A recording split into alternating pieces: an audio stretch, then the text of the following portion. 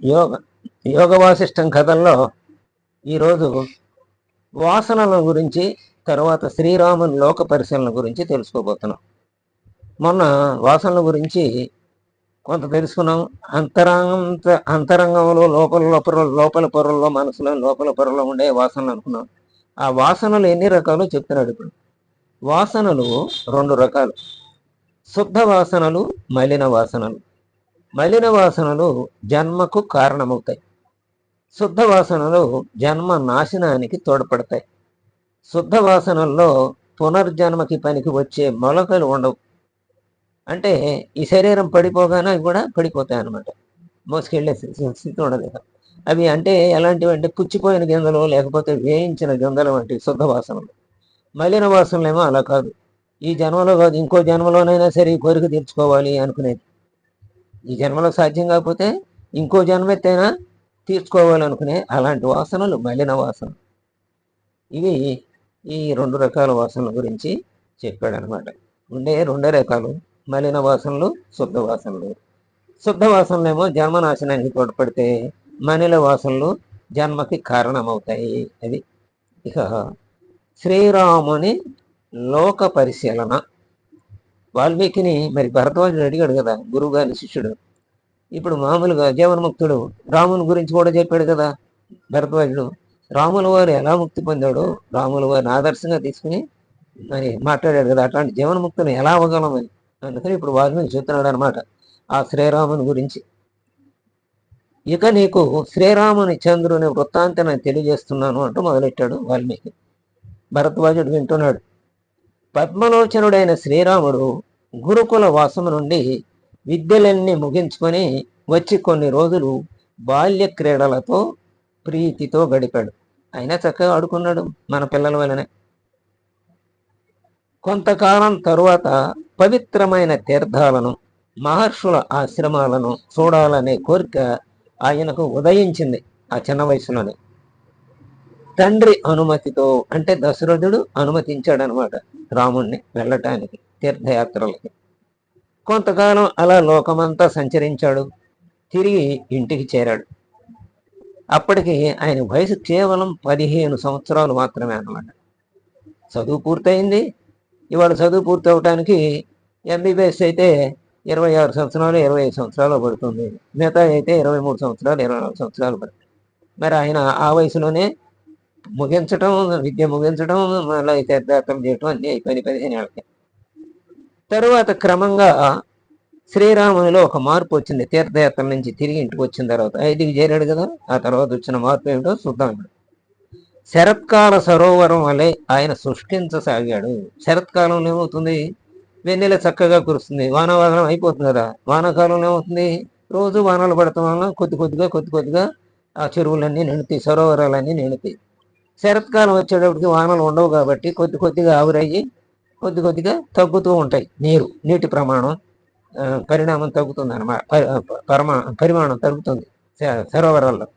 అలా ఈయన తీర్థయాత్రల నుంచి తిరిగి వచ్చిన తర్వాత దేహం భౌతికంగా ఉన్న దేహం తగ్గిపోతుంది అనమాట. అంటే సృష్టిస్తున్నాడు, చిక్కిపోతున్నాడు. ఆయన ముఖం పాలిపోతుంది.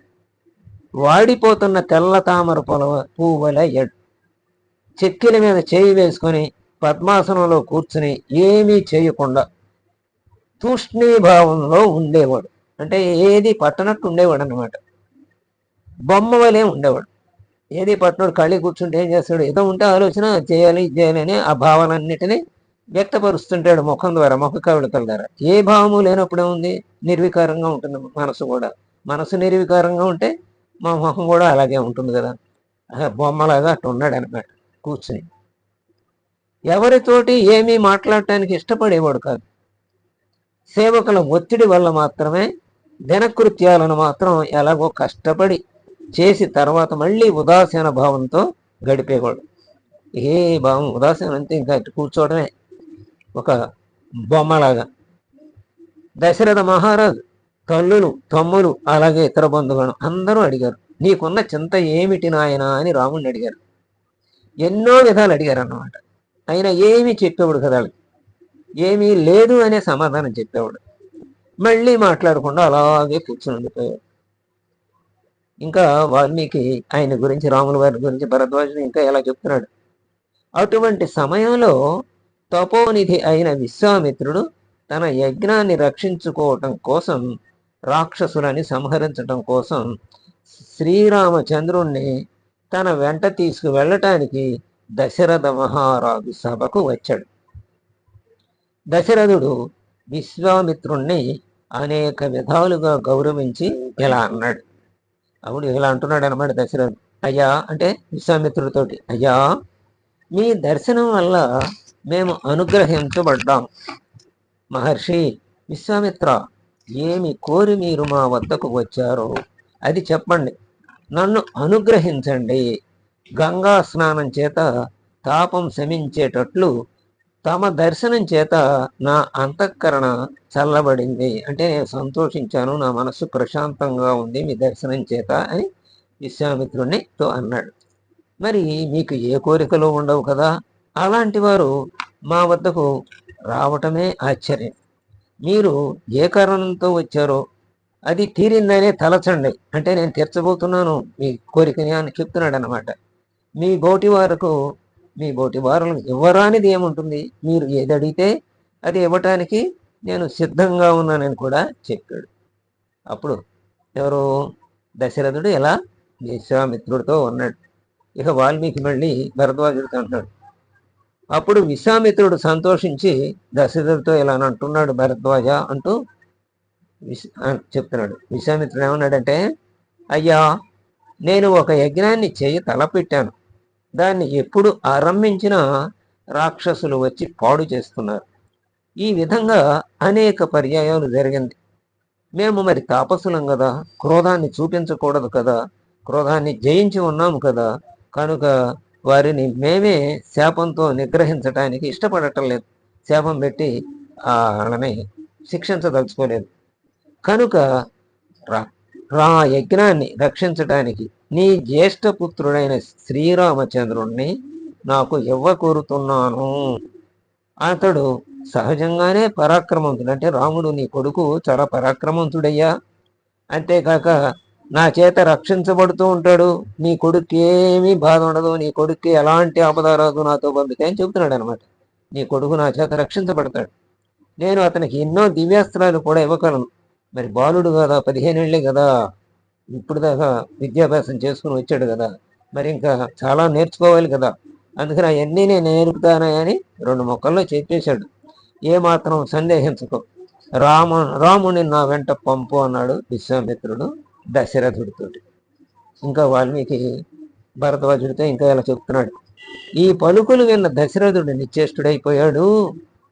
కొంత సేపటికి తెప్పరిల్లాడు. రాముడు చిన్నవాడు కదా, రాక్షసులతో యుద్ధం చేసే వయసు ఎక్కడుంది వాడికి, కావాలంటే నా సైన్యం మొత్తంతో నేను వస్తాను మీతోటి, కాబట్టి నన్ను మన్నించండి అన్నాడు దశరథుడు విశ్వామిత్రుడితోటి. కానీ విశ్వామిత్రుడు ఒప్పుకోలే. అంతటా వశిష్ఠ మహర్షి కలగజేసుకున్నాడు. మరి ఈయన త్రికాలజ్ఞుడు కదా వశిష్ఠ మహర్షి, అందుకని నచ్చ చెప్పాడు అనమాట దశరథుడికి. విశ్వామిత్రుడు సామాన్యుడి కాడు, ఆయన రక్షణలో ఉంటే రాముని దేవదానముల ఎవరూ కూడా ఏమీ చేయలేరు. ఆయన త్రికాలమేది, ఆయన విశ్వామిత్రుడు ఈ విధంగా అడగటం వెనుక ఏదో మహత్తర ప్రయోజనం కూడా ఉంటుంది అని దశరథుడితో వశిష్ఠుడు చెప్పాడని వాల్మీకి భరద్వాజుడికి చెప్తున్నాడు. అప్పుడు దశరథుడు అయిష్టంగానే ఒప్పుకున్నాడు. ఇక మరి పెద్దవాడు వశిష్ఠుడు తన గురువు కూడా నచ్చ చెప్పాడు, సరే ఇంకా మేలు జరుగుతుంది రాముడికని కూడా అంటున్నాడు కదా, అందుకని అయిష్టంగానే ఒప్పుకున్నాడు. లేక పుత్ర కామేష్టి యాగం వలన పుట్టాడు కదా, 4 పుట్టారు కదా, అందుకని అందులో రాముడు అంటే అతి ప్రీతి పెద్దవాడికి మీద, అందుకని ఒప్పుకున్నాడు అయిష్టంగానే. సరే కానీ ఇప్పటి రాముని పరిస్థితి ఏమీ బాగోలేదు, చిత్తవైకల్యంతో ఉన్నాడు అంటూనే రాముడిని పిలుచుకురమ్మని భృత్యుడిని పంపించాడు. ఆ భృత్యుడు నిమిష మాత్రంలోనే తిరిగి వచ్చేలా చెప్తున్నాడు, రాముల వారి స్థితిని చెబుతున్నాడు అనమాట దశరథుడు అక్కడ ఉన్న వాళ్ళందరితో. అయ్యా శ్రీరామచంద్రుడు విషాదంతో కూర్చొని ఉన్నాడు, ఇప్పుడే వస్తాను పద అంటూ కూర్చున్నాడు. కానీ నా మాటలను పూర్తిగా వినిపించుకోలేదు కూడా రాముల వారు, రావటానికి ఇష్టపడటం లేదు. రాజా మీకున్ను తెలిసిందే, తీర్థయాత్రల నుండి వచ్చిన మొదలు రాముడు దీన మనస్కుడై ఉన్నాడు. శరీరం కూడా కృషించిపోతుంది. ఏదో విధంగా ప్రార్థించి నిత్యకృత్యాలు చేసేటట్లు ఒప్పించగలుగుతున్నాం. అతని మనస్సు ఈ శరీరం మీద కానీ భోగాల మీద కానీ ఉన్నట్లు లేదు. అతని వైరాగ్యాన్ని చూస్తుంటే సర్వసంగ పరిత్యాగి అయిన సన్యాసిలా ఉన్నాడని భృత్యుడే అక్కడ ఉన్న విశ్వామిత్రుడితో, వశిష్ఠుడితో, దశరథుడితో అంటున్నాడు అనమాట. భృత్యుడే ఇటు పిలుచురావటానికి వెళ్ళిన భృత్యుడు ఏ కోరిక ఉన్నట్టు కనపట్లేదు ఆయనలో. రాజుగా ఉండాలని లేదు, అభిమానము లేదు ఆయనకి. దేన్ని గురించి ఆలోచిస్తున్నాడో, దేన్ని గురించి వెతుకుతున్నాడో మాకు అంతు పట్టడం లేదు. కానీ రోజు రోజుకు పాలిపోతున్నాడు. ఎంతగా ఎన్ని విధాలా ప్రశ్నించినా ఏమీ లేదు అంటాడే కానీ ఏ విషయాన్ని చెప్పట్లేదు. తనలో తానే ఏదో మాట్లాడుకుంటూ ఉంటాడు.